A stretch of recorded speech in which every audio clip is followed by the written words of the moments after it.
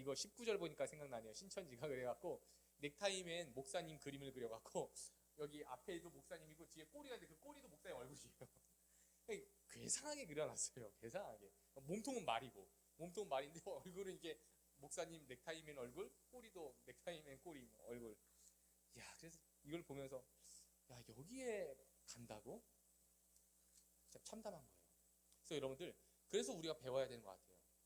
더 진리를 뚜렷하게 사모하고 또 삶으로도 함께 전할 수 있는 우리 교회가 되면 좋겠습니다. 지난주 본문 리뷰를 잠깐 하고 넘어갈게요. 그래야 조금 정리가 될 것 같아요. 9장 1절에서 12절 리뷰고요.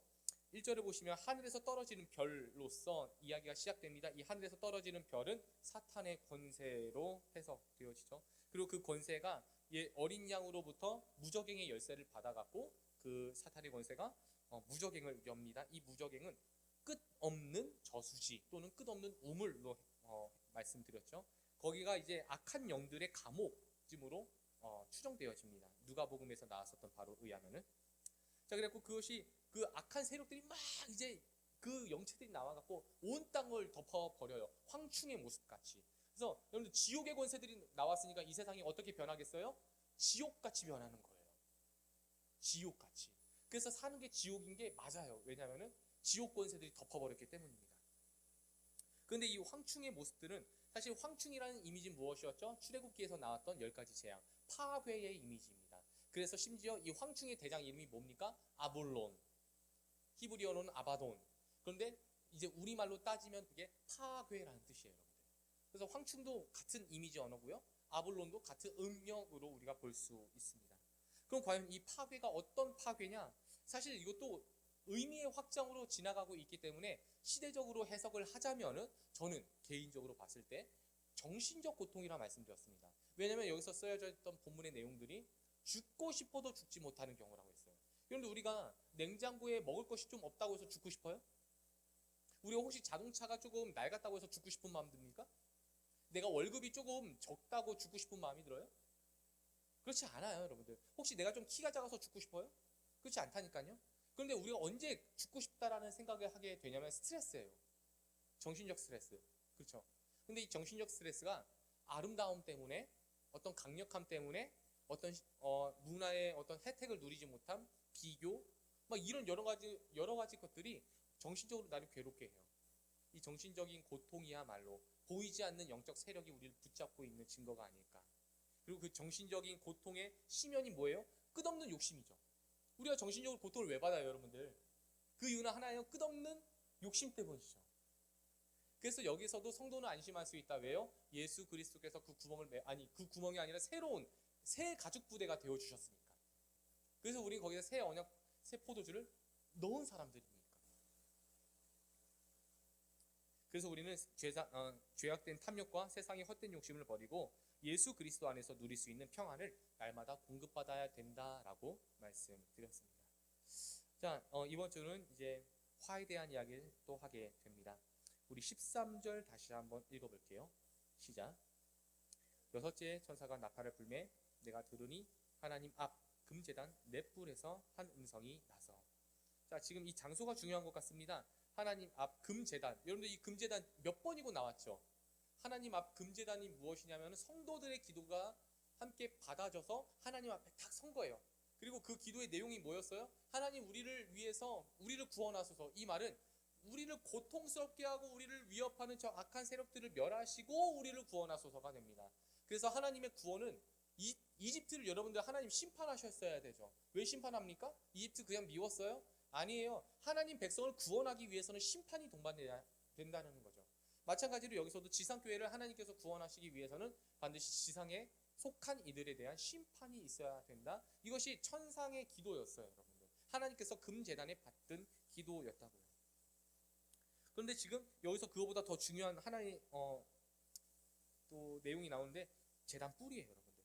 그러니까 이런 거예요. 지금 이렇게 제단이 이렇게 네모나잖아요. 제단이 이렇게 네모네요, 분향단이.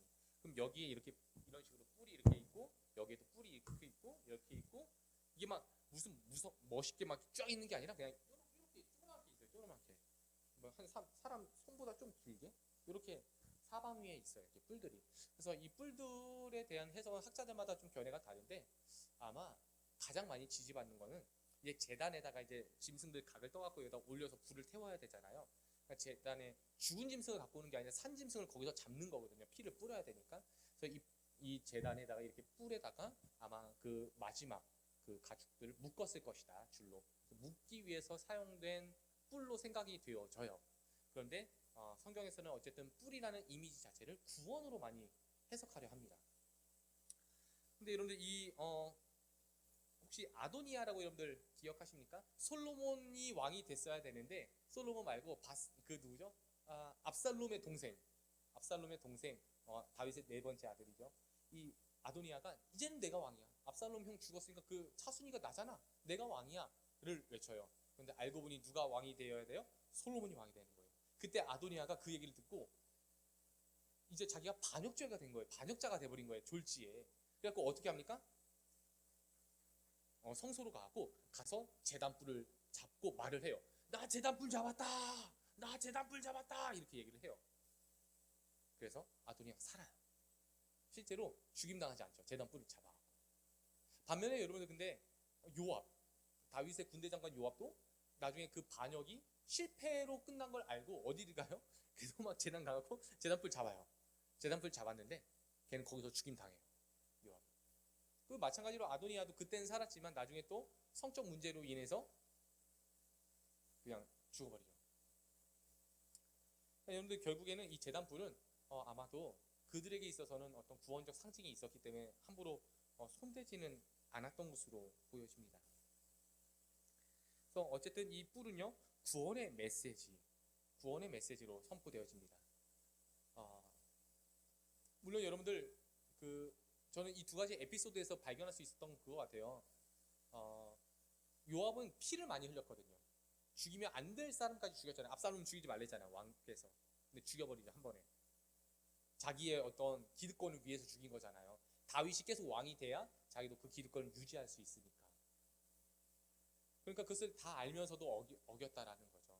그래서 하나님의 구원하심이라는 것이 은혜로 이루어지지만 그 은혜로 받은 구원은 여전히 은혜됨으로 가야지 그것을 오용하고 남용하고 내 멋대로 살아가는 건 안 된다라는 것을 좀 배울 수 있는 것 같습니다. 우리 14절 말씀도 한번 좀 읽어볼게요. 14절입니다. 14절 시작.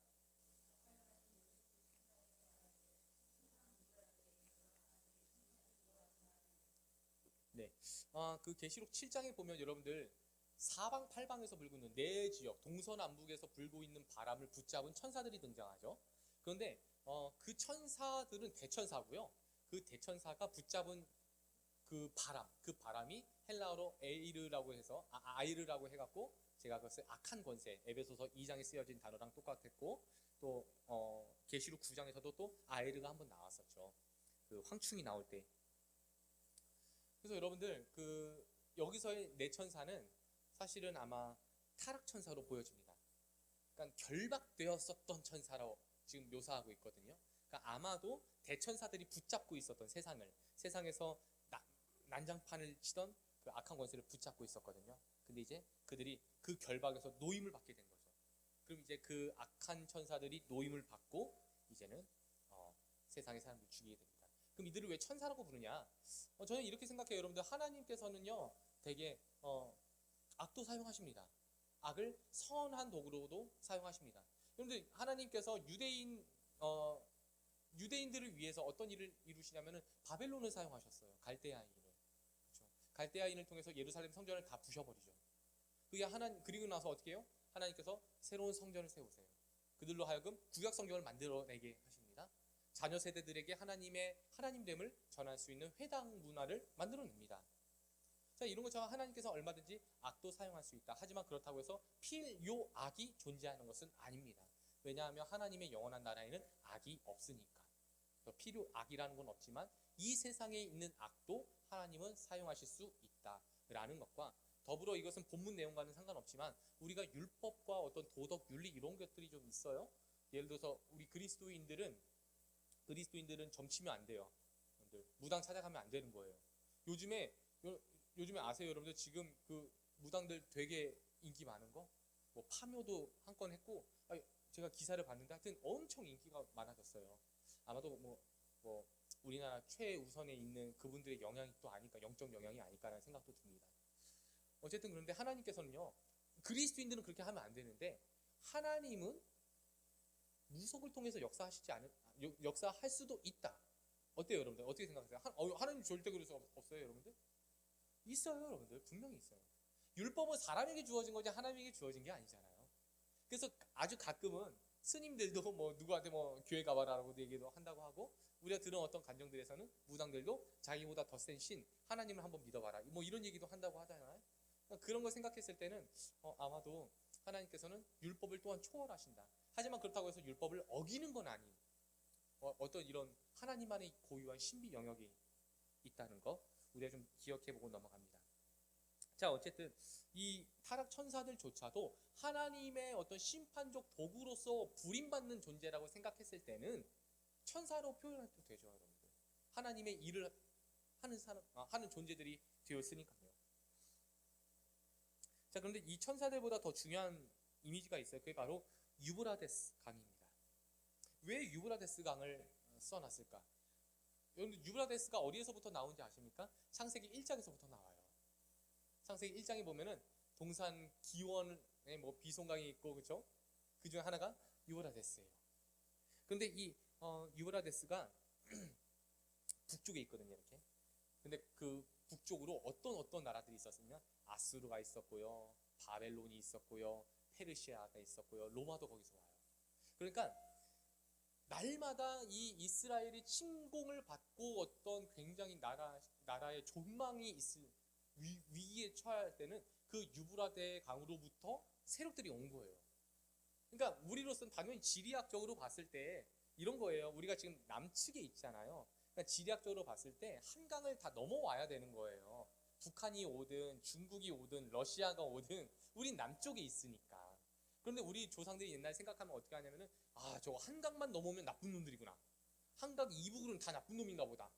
한강 이북에서 누군가 넘어오면 그 놈은 나쁜 놈이야. 막 이런 이미지를 갖게 되는 거죠. 매번 거기 강이 뚫려갖고 오니까. 그래서 이스라엘 사람들에게 있어서 유브라데스 강은요, 심판을 뜻합니다. 그 강이 열려갖고 쳐들어오기만 하면 심판인 거예요, 여러분들. 그래서 이들이 유브라데스의 또 네 천사, 동서남북 이들이 있다. 무슨 뜻이겠어요, 여러분들? 온 세상을 향한 심판이 도래하였다라는 뜻입니다. 여러분들, 우리가 여기서 한번 생각해 보아야 할 영적 교훈이 있을 텐데요. 저희가 얼마 전에 지난주였던 것 같아요. 제가 저희 아내도 이거 손가락 이렇게 손톱 아주 찰나에 그냥 아주 큰일 날 뻔했어요. 찰나에 이렇게 큰일 날 뻔하고, 저도 차 사고가 한번 그날 또 차 사고가 날 뻔했었거든요. 그래서 우리 예주가 이렇게 튕겨나가고 다친 거예요, 얼굴이. 그래서 그때 우리가 또 그 가정 예배 드릴 때 무슨 얘기를 했었냐면은 더 진한 감사를 할 수 있겠더라고요. 사실 세상은 이렇게 위험한 거야. 원래는 자동차도 원래 되게 위험한 거고, 부엌도 원래 위험한 거고, 세상에 위험한 거 천지야. 그런데 우리가 그걸 몰랐었던 거야. 왜냐하면 하나님 날마다 우리를 지켜주시니까. 근데 오늘은 하나님 좀 알려주고자 했었던 것 같아. 이 이야기는 사실 신명기에서 했던 이야기죠. 선지자 모세께서 너희들이 지금 발이 하나도 부러뜨지 않고 옷이 낡지 않고 신발이 찢어지지 않은 그 이유, 지천이 전갈이고 독사하고 독충들이 있는데도 너희들이 여전히 상해당하지 않은 이유, 그것은 여기가 안전해서가 아니야. 하나님이 보호하셨기 때문이야. 그러니까 여러분들, 오늘도 우리는 안전하게 살아가고 있어요. 그래서 여러분들께서 안전하게 여기까지 오셨잖아요. 그런데 알고 보니 어떤 일이에요? 하나님께서 그 악한 천사들을 붙잡고 있었던 거예요. 세상에 대한 재앙과 세상에 대한 악한 일을 벌이고 있는 그 악한 영들을 하나님의 주권으로 붙잡고 계시다고요. 그래서 우리가 피해 입지 않는 거예요. 여러분들, 예수님의 예가 기억나십니까? 천사들이 말하되, 내 주여, 원수들이 이 가라지를 이제 곡식단에 뿌린 것 같은데 어떻게 다 불태워버릴까요? 라고 얘기하니까 그 주인이 뭐라 말씀하세요? 그러다가 알곡도 상할까가 내가 염려되니까 나중에 추수할 때 하자. 아마도 주님께서는 그 인내와 그 우리를 향한 은혜와 그 마음과 그것 때문에 그 악한 천사를 붙잡고 있는 거죠. 여러분들, 오늘의 이 안전한 삶, 당연한 삶이 아니라 주님의 주권, 이 은혜임을 우리가 함께 고백하면 좋겠습니다. 우리 15절에서 16절 말씀도 좀 보실게요. 15절 16절입니다. 시작.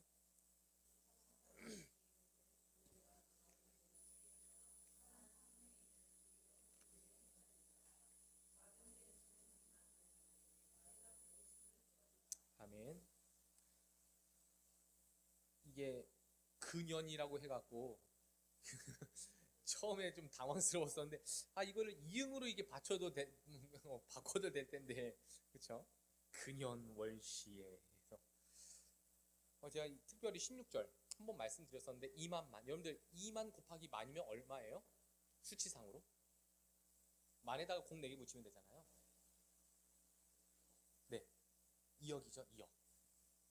그래갖고 이거를 어떻게 해석하나 사람들 보니까 다 수학으로 해석하고 있으세요. 곱하기 수학하고 막 숫자를 떼기도 하고 또 이제 제가 말씀드렸던 그 해석이 대부분이었어요. 중공군하고 이제 유럽연합 막 이런 것들 나와요 지금도.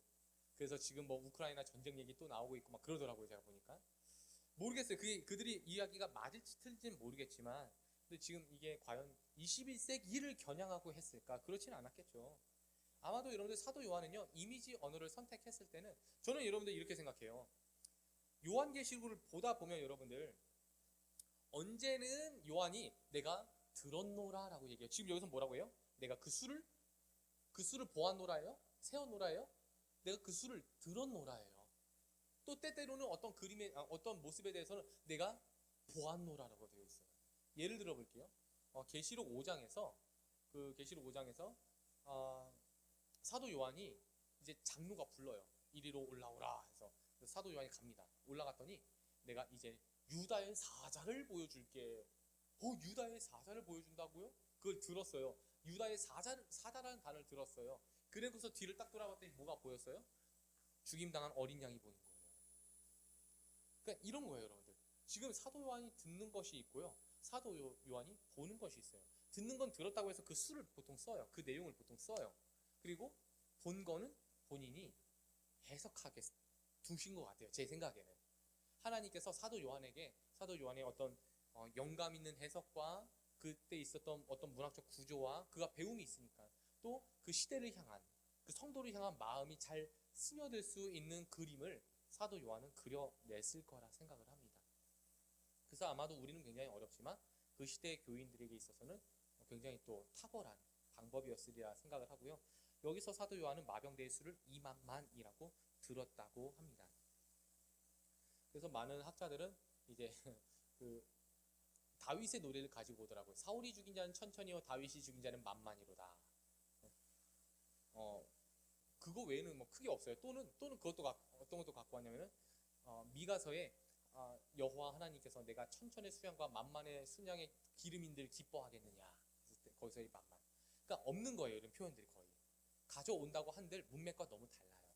그래서 여러분들 이거는 정말 수치적인 이야기이기보다 제한적 의미가 가장 합당하다라고 생각을 합니다. 제한적 의미. 분명 이 수가 한정되어 있다라는 거죠. 더 중요한 이야기는 뭐냐면 여러분들 우리 7장 한번 보실래요?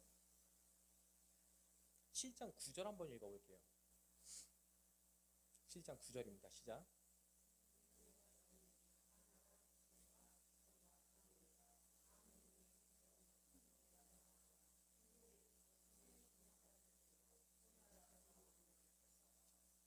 아멘. 자, 여러분들 지금 사도 요한이 보았을 때 어떻게 해도 셀 수 없는 어마어마한 물. 이 무리가 어떤 무리예요? 하나님의 그 14만 4천 중에서 환란을 통과한 이들 아니겠습니까? 인치심을 받고 환란을 통과한 자들. 그들이 얼마나 많다고요? 가히 셀 수 없을 만큼. 그럼 여러분들 악한 세력이 많은 거예요? 아니면 구원받은 하나님의 성도들이 많은 거예요? 하나님 성도가 더 많아요. 그럼 여러분들 여기서 우리 어떤 생각을 할 수 있냐면은 하나님께서 어디에 더 초점을 두시는 분이다? 무게를 어디에다 더 두겠습니까? 심판이에요? 구원이에요? 구원인 거예요. 저는 아마도 사도 요한이 이것을 의미하지 않을까? 이것을 의도하지 않았을까? 계시록이라는 내용 자체가 자칫 너무 무섭게 또는 너무 과장스럽게 번질 수 있기 때문에 사도 요한은 심판의 내용에 대해서는 뭐 예를 들어서 3분의 1이 망하더라, 3분의 1이 죽었더라, 뭐 어디만 불탔더라, 뭐 이런 얘기 그러니까 어떤 제한적인 얘기를 계속해요. 그 이유가 뭐라고요? 하나님의 심판은 제한적이고 그 제한적인 이유는 회개에 대한 경고라고요. 그리고 하나님은 사실 심판보다는 뭘 더 원하시는 분? 구원함을 원하시는 분이라는 그 하나님의 선하신 의도를 잊지 말라라는 장치를 걸어 놓습니다. 그래서 우리가 기억해야 될 거, 하나님의 심판 규모보다 하나님의 구원 규모가 훨씬 크다라는 것을 여러분들께서 기억해 주십시오. 자, 그리고 나서 금년 월 일시 웃음을 참으려다 나왔네요. 이건 뭘까? 그래갖고 이것도 막 해석하는 분들이 종종 있어요. 야, 그래 이거다 해갖고 막 연도수랑 월이랑 일이랑 시랑 막 해갖고. 근데 여러분들 그 계시록은요, 특별히 묵시 문학이 가장 그 무엇을 중요하냐면, 해석할 때 무엇을 중요하냐면 당연히 그리스도의 구속사라는 프레임 안에서 구조학적으로 볼 때 중요한 키워드는 그냥 이 문맥에 대한 구조가 되게 중요해요. 그러니까 구조라고 하니까 여러분들 좀 어렵게 들을 수 있는데 쉽게 말할게요. 반복하는 게 뭐냐 이거예요. 예를 들어서 아리랑 쓰리랑 아라리가 났네. 그냥 이런 것처럼 뭔가 반복되는 게 있어요. 자, 보실게요. 천사 몇 명이에요? 천사 4명이에요. 그렇죠? 그리고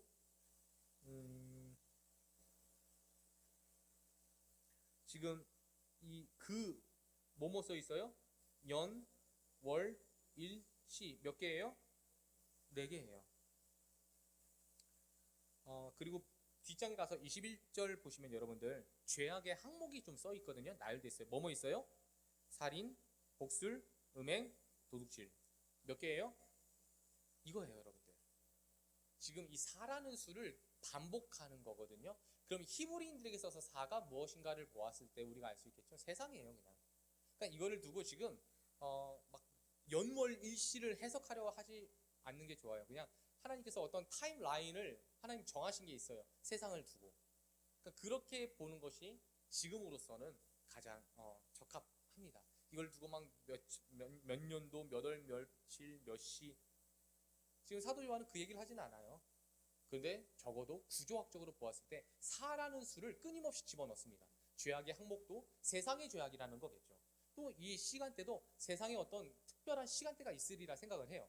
그 세상의 특별한 시간대일 거고요. 그리고 이 4명의 천사들, 세상을 향한 천사들이 되어지는 것처럼, 어쨌든 여러분들 중요한 것은요, 계속해서 이 세상에 대한 4를 말하는데 이 심판이 세상 어디에서도 피할 수 없는 거예요. 시간적으로도 피할 수 없어요. 우리는 이렇게 생각해요. 하나님의 심판이 오기 전에 내가 죽어버리면 좋겠다. 근데 지금 이건 마치 그 얘기를 하는 것 같아요. 아니, 시간조차도 이 세상을 향한 심판은 피할 수 없어. 이 얘기를 하는 것 같아요. 그러니까 이 하나님의 심판이라는 게 어떤 특정 타임라인 안에서만 지정돼서 이루어지는 게 아니라 지금 우리가 겪고 있는 거예요. 이미 인간의 타락 이후 십자가 사건으로 인해서 갈라진 거예요, 여러분들. 하나님의 자녀와 행악자들이 갈라졌다고요, 여러분들. 하나님의 심판, 예수 그리스도의 십자가로 끝났어요, 여러분들. 그리고 이제 완전한 심판, 세상을 향한 우주적 심판이 예비되어 있는데, 그것은 이제 개인의 종말로 그 하나님의 심판이 이루어지기도 하는 거고, 우주적 종말로도 그 하나님의 심판이 이루어지기 때문에 내가 일찍 죽는다, 늦게 죽는다고 해갖고 하나님의 심판을 피할 수는 없다. 내가 가진 타임라인 안에서 하나님의 심판은 피할 수 없다라는 것을 강조하는 것 같습니다. 우리 17에서 19절도 한번 또 읽어볼게요. 17에서 19절 시작.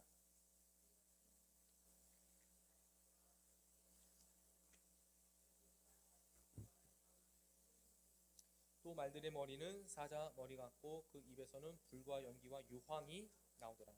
이 세 재앙 곧 자기들의 입에서 나오는 불과 연기와 유황으로 말미암아 사람 3분의 1이 죽임을 당하니라.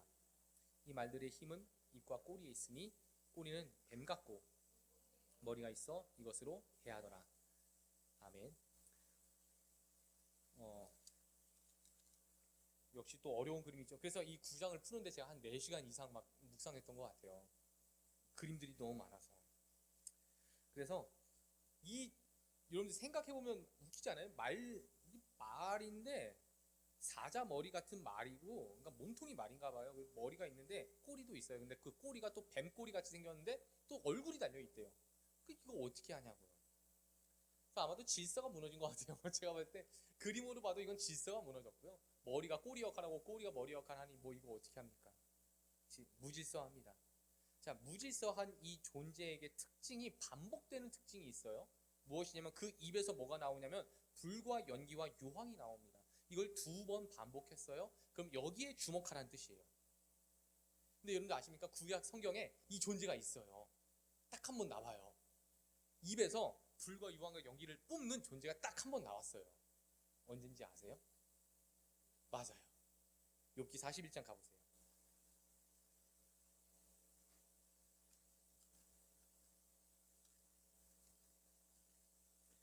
그러니까 사도 요한이 어렵지 않은 이미지를 준 거예요. 우리한테는 어려워도. 왜냐하면 여러분들 불과 연기와 유황을 뿜는 이 존재가 욥기에서 한 번 나오거든요. 지금 뭐 옵션이 없어요. 하나예요. 41장. 자, 1절 읽어볼게요. 시작.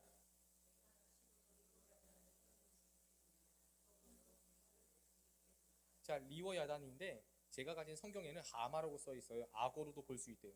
그래갖고 이 리워 야단을 하마로 번역하거나 악어로도 번역할 수 있다 이렇게 하는데 말도 안 되는 소리입니다.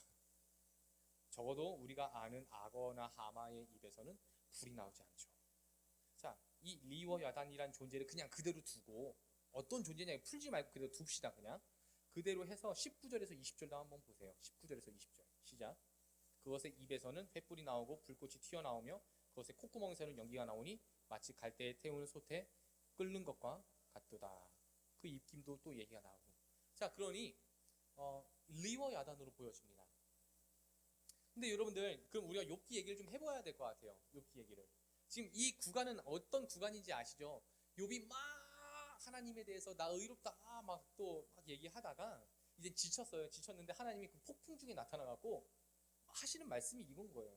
네가 낚시로 리워 야단을 끊어낼 수 있겠느냐. 그러면서 그 리워 야단이 얼마나 무서운지를 막 설명해요. 욥이 진짜 리워 야단을 받는지 못 받는지 그건 저는 모르겠어요. 욥만 알겠죠. 근데 혹시 행여 욥도 본 적이 없다고 가정해 봅시다. 욥도 리워 야단이라는 전설은 들어봤는데 본 적이 없다고 가정해 볼게요. 그럼 그냥 가상 속의 존재라고 했을 때 하나님 뭐하러 이걸 그냥 핏대 세워서 설명하고 있는 거예요? 그가 얼마나 용맹한지, 그 체구가 얼마나 늠름한지, 그 가죽이 어떻고, 그 턱이 어떻고, 그 이빨이 어떻고, 그 비늘이 어떻고. 아니 이걸 왜 이렇게 디테일하게 설명하시냐고요 도대체. 무슨 얘기를 하고 싶은 거예요 지금. 그러니까 결국 여러분들 하나님이 어떤 말씀하고 있냐면요. 욥아, 너 지금 리워 야단을 만난 거야 라는 거예요. 그럼 리워 야단이 도대체 뭐냐? 실제로 영적 존재로 있는지도 모르겠습니다. 그런데 이 문학에서 등장하는 리워 야단은요 고난이에요. 여러분들 욥이 어떻게 대항할 수 없는 고난이에요. 욥이 어떻게 상대할 수 없어요. 다시 말할게요. 욥이 통제할 수 없는 고난이에요. 욥이 통제할 수 없는 문제예요. 욥이 통제할 수 없는 어려움이에요.